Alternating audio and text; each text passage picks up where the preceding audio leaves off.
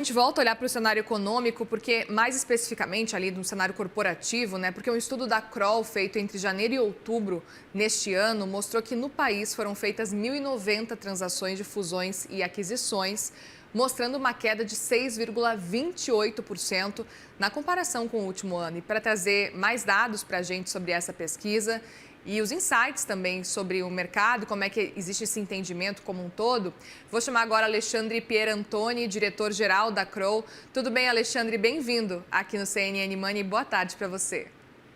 Boa tarde, Muniel. Muito obrigado pelo convite. É um prazer estar aqui com você hoje. O prazer é nosso em te receber. Queria entender muito sobre a percepção de vocês diante desses resultados. Transações de M&A caindo 6,28%. Na avaliação de vocês, é uma desaceleração relevante que pode causar uma preocupação? Ou estamos num cenário talvez de acomodação depois de um período aí de grande volatilidade?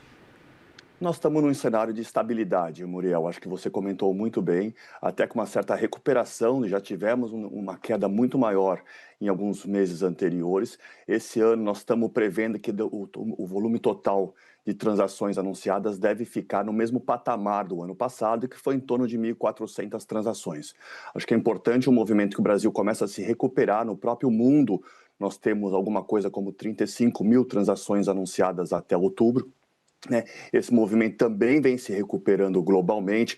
A parte da Europa está sendo muito ativa, cerca de 40% das transações são na Europa, um pouco menor esse mercado nos Estados Unidos, mas isso está afetando todo o mercado global e o Brasil tem se destacado cada vez mais nesse mercado de transações e atratividade para investidores.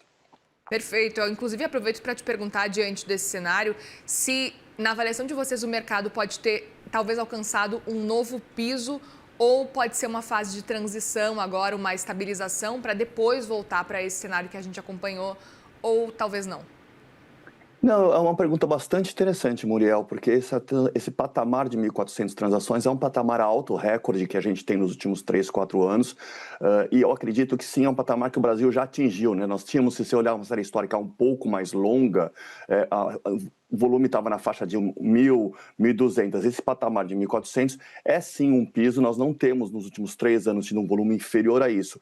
E é um mercado que tem se movimentado não só para o investidor estrangeiro, mas muito pelo investidor nacional. Hoje, cerca de 80% das transações realizadas no Brasil é com o capital nacional, é com o capital do investidor estratégico que olha a longo prazo. Então, nós temos uma atividade interna de transações que já sustenta esse patamar independente do investidor estrangeiro. Esse patamar, inclusive, pode crescer, e eu acredito que vai crescer nos próximos anos, quando você tiver uma atividade ainda maior em investimento estrangeiro de cunho estratégico no país. Além disso, você tem o fundo de investimento, o Private Equity, que também tem tido uma atividade importante em grandes transações no Brasil.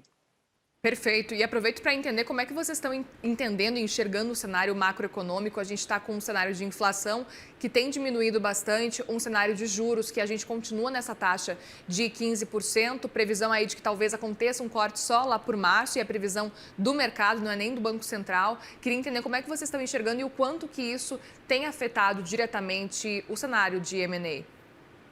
Afeta diretamente, Muriel, porque esse patamar de taxas de 15% que nós temos hoje no Brasil é um patamar elevado, não tem como se colocar de uma forma diferente isso. O que nós, que olhamos investimentos de longo prazo, nos preocupamos é claramente com o patamar que está. Essa redução de 15% para 14% ou para 13% afeta pouco quem está olhando o longo prazo. Eu acho que à medida que a gente tiver uma perspectiva de redução para um dígito, eventualmente, essa taxa, que não vai ser no curto prazo, nós sabemos, vai se estimular muito a atividade de fusões e aquisições. Assim como o próprio mercado de capitais. Você falava há pouco do recorde que a Bolsa Brasileira está tendo, né, um crescimento de mais de 30% esse ano, já está atraindo capital estrangeiro de volta para a Bolsa Brasileira e ela estimula muito, assim como o custo do dinheiro que está nesse patamar básico de 15% não é positivo, você ter uma atividade de mercado de capitais com IPOs, com follow-ons, são recursos que acabam vindo para o mercado de fusões e aquisições no Brasil e no mundo como um todo. Perfeito. E como é que vocês estão enxergando agora a comparação e o cenário do Brasil com o mundo? A gente tem visto, na verdade, uma percepção como um todo de desaceleração global, o quanto que isso pode estar afetando também esse cenário de M&A no mundo e o quanto que o Brasil está se colocando nesse cenário também, se a gente puder comparar. O Brasil tem se colocado, acho que cada vez melhor, inclusive como uma opção de investimento. A atratividade de América Latina como um todo, Muriel, tem crescido. A América Latina representa em torno de 6% das transações anunciadas no mundo, o Brasil em torno de 60% das transações da América Latina, seguida pelo México com alguma coisa em torno de 12%. Argentina, Chile e Colômbia, cada um tem em torno de 5, 6%. Então, o Brasil é claramente uma oportunidade de diversificação. Você vê grandes investidores estratégicos e financeiros internacionais investindo no país. Nesse ambiente mais turbulento, o Brasil tem se beneficiado, sim, de uma opção para uma diversificação de investimentos. Perfeito. E aí, entre os investidores internacionais, estou vendo aqui na pesquisa que o capital americano segue liderando, né? Quais são os setores que mais atraem esse investimento dos Estados Unidos e por que na avaliação de vocês? Esse é um comentário também bastante interessante da participação do mercado americano, do investidor americano Pois no é. movimento de fusões e aquisições no Brasil. Nós podemos ter uma percepção que nos últimos meses ele caiu, mas não é uma verdade, né? Ele tem se sustentado no mesmo volume que ele tinha antes. Os setores mais ativos no Brasil, em termos de número de transações anunciadas, claramente são o setor de tecnologia, com alguma coisa em torno de 15%, depois seguido do setor de energia e produtos de consumos e alimentos, também com esse patamar de 10% a 15%. Mas o Brasil, muito interessante de notar, Muriel, é uma diversificação de setores. As atividades no Brasil se mantêm, inclusive, nesse patamar de atividade, porque você tem múltiplos setores com necessidade de capital, com oportunidades de consolidação e crescimento, maturação dos investimentos, ganhos de produtividade que atraem um investidor de longo prazo. Então, o Brasil, nesse contexto de setores, tem uma atividade de oil and gas também muito importante, de saúde importantes, na parte de logística, na parte de educação. Então, você tem várias cadeias que têm essa necessidade de recursos, e aí o investidor privado, inclusive na parte de infraestrutura, Muriel, onde nós temos tido nos últimos anos uma parte regulatória de respeito aos agentes de mercado, dos dois lados, o privado e o público, tem atraído investimento para o Brasil. Você também tem que ver que o investidor chinês, por exemplo, tem aumentado muito a sua participação no investimento no Brasil, não só nos setores tradicionais que eles investiam, como, por exemplo, na parte de energia e infraestrutura, indo para mineração, indo para tecnologia. Então, essa diversidade de investidores e a atratividade que o país tem se reforçado nessa manutenção das transações, menos num cenário mais turbulento, como você comentou. Outro ponto para a gente conversar também aqui, Alexandre, é que olhando para o cenário de M&A, o capital nacional tem forte predominância, né? Eu citei o estrangeiro, especificamente dos Estados Unidos, mas ainda assim o Brasil acaba predominando se a gente olha para essas transações, segundo o estudo divulgado por vocês. A gente está diante, como um todo, de uma cautela ainda assim dos investidores estrangeiros ou, no fim das contas, é uma relação realmente do Brasil, uma maior confiança, digamos assim, das empresas locais? Nós vimos isso desde aí, talvez, da pandemia e num crescimento até atual, a participação do investidor nacional tem crescido. Hoje está em torno de 84% das transações anunciadas. É uma oportunidade de quem conhece o país, né, de quem conhece a situação, fazer esse investimento, se posicionar nacionalmente. Eu acredito que à medida que você tem um cenário menos turbulento, o investidor nacional, internacional vai continuar fazendo investimentos no Brasil e atraindo. Da mesma forma, você pode fazer um paralelo com a Argentina. O que nós estamos vendo na Argentina é o investidor argentino está aproveitando o momento todo de turbulência que a Argentina vive, talvez nos últimos 2 anos maior, para se fortalecer. Então, você vê várias empresas se verticalizando, criando a expansão de portfólio de investimentos. Esse mesmo movimento você também está vendo no Brasil, inclusive num volume muito maior. E olhando agora para 2026, vocês estão fazendo alguma previsão especificamente de retomada mais forte desse setor de M&A em 2026? Tem algum impulso que pode auxiliar nesse processo? Não? Como é que vocês enxergam isso, Alexandre?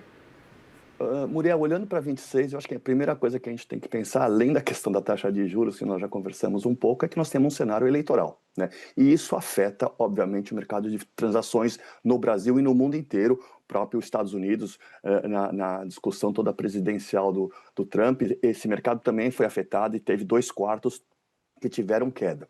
Eu acho que além da questão presidencial, você tem outros pontos que estão ajudando esse cenário até ter mais questionamento é toda a questão da reforma tributária, que você vai começar um movimento que vai ser positivo, não tenho sombra de dúvida sobre isso, mas é mais um movimento de mudança. Eu acredito que a partir do momento em que nós tivermos um cenário mais definido de eleições, você vai ter uma previsibilidade maior, né?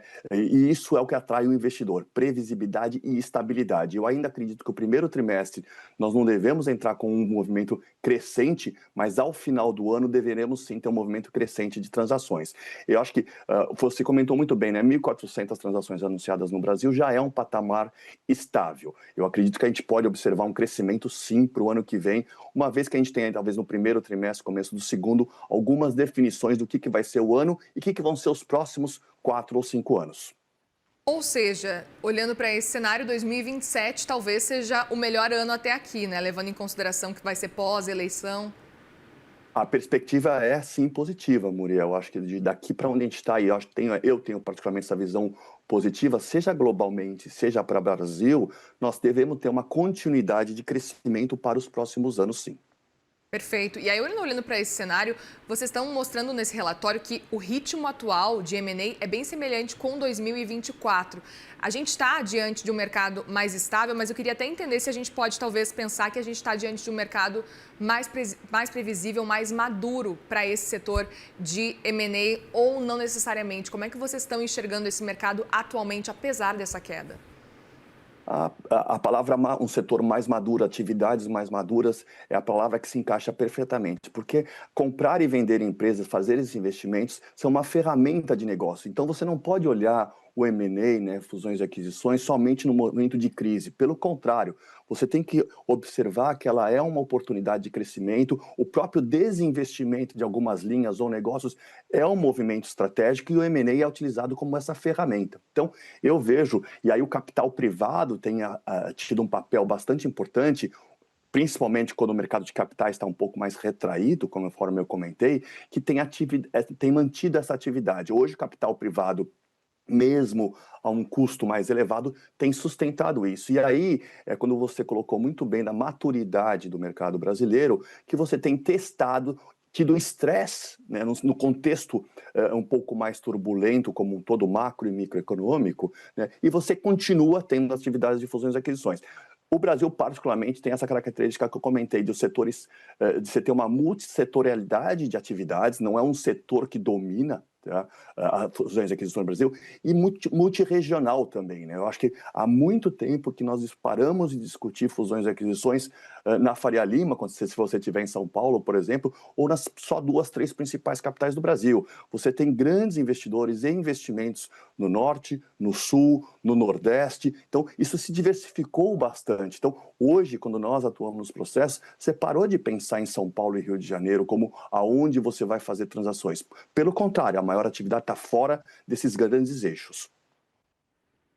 Muito bem. Alexandre Pierantoni, diretor-geral da Kroll, obrigada mais uma vez pela conversa aqui. Seguimos atentos a esse cenário e a esse setor aí de M&A. Obrigada, viu, pela conversa.